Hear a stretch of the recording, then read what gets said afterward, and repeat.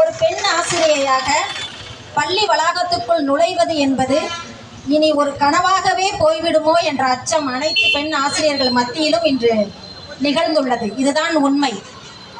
இதுநாள் வரையில் பள்ளி ஆசிரியர்களை யார் வேண்டுமானாலும் என்ன வேண்டுமானாலும் பேசலாம் என்ற நிலை இருந்து வந்தது.